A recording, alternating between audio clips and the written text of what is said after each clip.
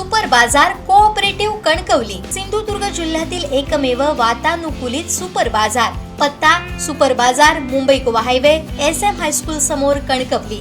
आपल्या अतूट विश्वासामुळेच आम्ही 25व्या वर्षात पदार्पण करतोय। गावकऱ्यांमध्ये मानकऱ्यांमध्ये संवाद घडवून आणून न्यायालयात न जाता समोपचारानं प्रश्न सोडवल्यामुळे सिंधुदुर्गातील बंद पडलेली मंदिरं पुन्हा भाविकांसाठी खुली झाली आहेत। सर्वप्रथम सर्वांना नमस्कार। माझं नाव संजय जोशी, महाराष्ट्र मंदिर महासंघाचा राज्य संघटक आहे। आज सिंधुदुर्गमध्ये आज पत्रकार परिषदेचं आयोजन करण्यात आलेलं होतं। याच्यामध्ये सिंधुदुर्ग जिल्ह्यामध्ये जी मंदिरं मानपानावरून म्हणा किंवा काही कारणांमुळे मतभिन्नतेमुळे बंद आहेत, बंद स्थितीत आहेत किंवा काही बंद पडण्याच्या मार्गावर आहेत, ती पुन्हा पूर्ववत सुरू व्हावीत यासाठी एक अभियान गेले 2 वर्ष महाराष्ट्र मंदिर महासंघाच्या माध्यमातून संपूर्ण सिंधुदुर्ग जिल्ह्यामध्ये आपण सुरू केलेलं आहे आणि त्याला एक उत्तम आणि चांगलं असं यश मिळालेलं आहे। आणि काही मंदिरं ही निश्चितपणे जी बंद होती 2-2 दशकं ती आता पूर्ववत सुरू झालेली आहेत।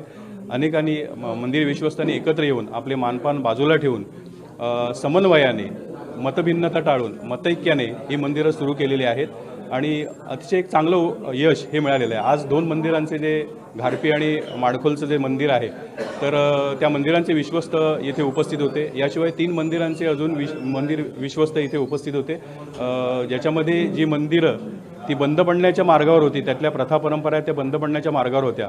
पण महाराष्ट्र मंदिर महासंघाने घेतलेल्या 2 मंदिर परिषदा, जिल्हास्तरीय मंदिर परिषदा असतील किंवा गावागावात जाऊन वैयक्तिकरित्या केलेलं प्रबोधन असेल, घेतलेल्या बैठका असतील, 2 गटांमध्ये सामंजस्य घडवून आणण्यासाठी केलेले प्रयत्न असतील, यामुळे सिंधुदुर्ग जिल्ह्यातली ही मंदिरं आता पुन्हा एकदा सुरू होत आहेत आणि एक आदर्श सिंधुदुर्गातल्या मंदिर विश्वस्तांनी संपूर्ण महाराष्ट्राला घालून दिलेला आहे। तर माझं असं एक आव्हान या निमित्ताने असं आहे की महाराष्ट्रातल्या सर्व मंदिर विश्वस्तांना की जिथे जी मंदिरं बंद स्थितीत आहेत किंवा बंद पडण्याच्या मार्गावर आहेत, त्यांनीसुद्धा पुन्हा एकदा त्याचा विचार करावा आणि पुन्हा एकदा या मंदिरांचा ऊर्जास्त्रोत संपूर्ण समाजाला मिळत राहावा यासाठी एकत्र यावं आणि ही मंदिरं पुन्हा सुरू करण्याच्या दृष्टीने प्रयत्न करावेत, असं या निमित्ताने आवाहन करावं असं वाटतं। धन्यवाद।